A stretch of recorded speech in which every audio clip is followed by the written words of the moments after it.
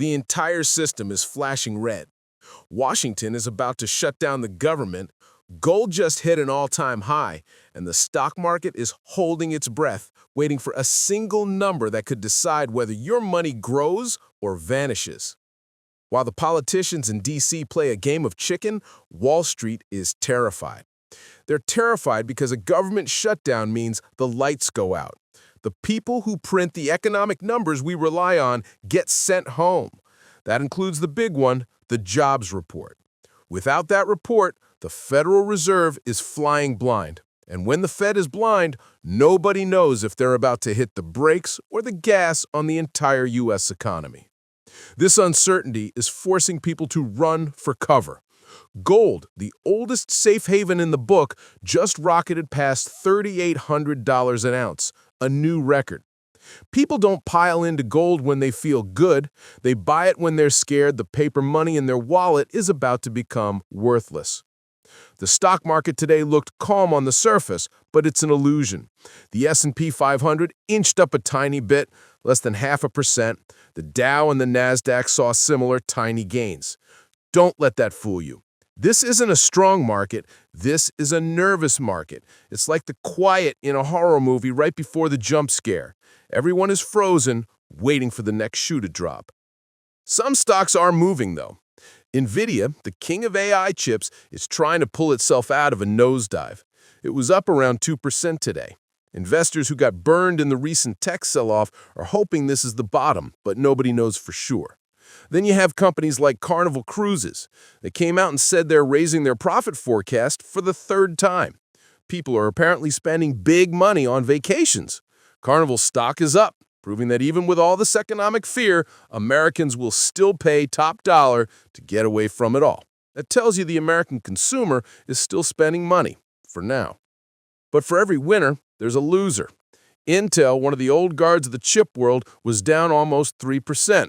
The money is flowing to the new hot thing, AI, and leaving the classic tech names behind. This isn't just random noise. It shows a market that's deeply divided. It's rewarding companies that cater to luxury and high tech, while the rest of the market is just treading water, praying for good news. And all of that good news depends on the Federal Reserve. The Fed has one job: keep the economy from crashing. They have two tools to do it: raising interest rates to slow things down and fight inflation, or cutting interest rates to speed things up and boost jobs. Right now, they are trapped. Inflation, the price of your gas, your groceries, your rent, is still sitting at nearly 3%. That's way higher than the Fed's target of 2%. The common sense move would be to keep interest rates high to crush those prices back down.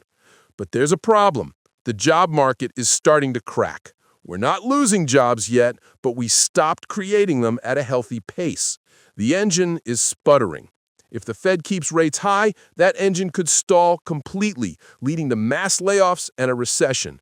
So they started cutting rates. They're trying to gently land the plane. The market is now betting they'll cut rates even more before the end of the year. A cut rate is basically a shot of adrenaline for the economy. It makes it cheaper to borrow money. Your mortgage rate could go down. Your car payment could get smaller. Businesses can borrow money for less, which encourages them to hire people and expand. But if they cut rates too much while inflation is still hot, it's like throwing gasoline on a fire. Prices for everything could explode all over again. This is the tightrope they're walking, and the one thing that tells them which way to lean is the jobs report. This Friday, we're supposed to get the jobs numbers for September. Everyone is watching for two things. First, how many jobs were created? The experts are guessing around 51,000. That's a tiny number. It's just enough to keep us from going backward. Second, the unemployment rate. It's expected to be around 4%, still low historically, but it's been creeping up. If the job number is strong, the Fed might get scared and slow down the rate cuts. They'll think the economy's strong enough to handle higher rates to fight inflation, and that would be bad for the stock market. If the job number is weak, the Fed will likely keep cutting rates to save the job market. That would be good for the stock market, at least for a little while. But here's the billion-dollar question. What if we don't get the number at all? If the government shuts down on Wednesday, the Bureau of Labor Statistics, the agency that puts out the jobs report, shuts down with it. No report, no data, nothing. The Fed will have to make their next decision based on old information. Wall Street will be trading on pure rumor and fear. It injects a massive dose of chaos into a system that is already on a knife's edge. This is why Washington's games matter to your wallet. Their inability to pass a simple budget could ripple through the entire financial system and directly impact your 401k. While everyone is scared of the government, the crypto market is doing its own thing. Bitcoin is up today, climbing over 3% to around $114,000. For years, people have debated whether Bitcoin is a safe haven like gold or just a risky gamble. Today, it seems to be acting a little bit like both. Some people are surely fleeing to Bitcoin to escape the chaos in traditional markets. We also saw a pop in shares of Robinhood. The company announced they've now traded over 4 billion contracts on their prediction markets. It's a huge number that shows just how much regular people are gambling on everything, from sports to elections. It's another sign that a market that's less about investing and more about betting.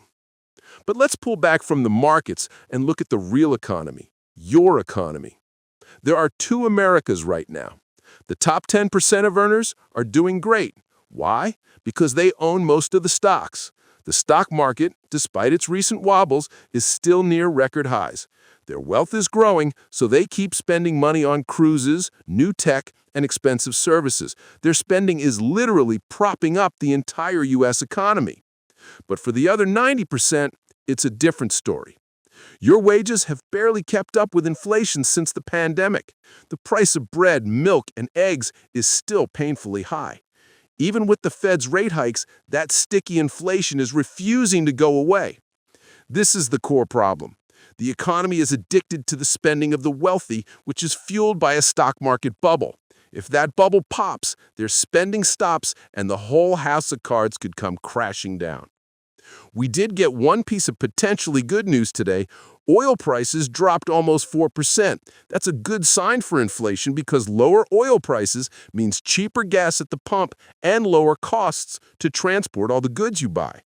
But the reason oil is dropping isn't great. It's because global demand is weakening.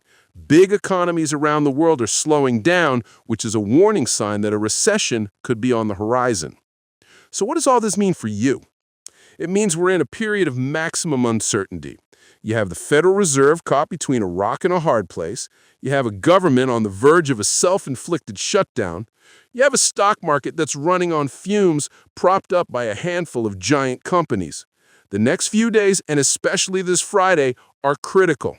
We'll either get the data we need to see where we're headed, or a government shutdown will plunge us into darkness, leaving everyone to guess what comes next.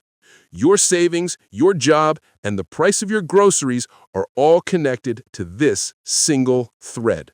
The system is more fragile than they want you to believe, and it's flashing warning signs for anyone willing to pay attention. Thanks for watching. If you want to stay on top of what's really moving your money, make sure you hit that like button, subscribe to the channel, and ring that notification bell so you don't miss what happens next. See you in the next one.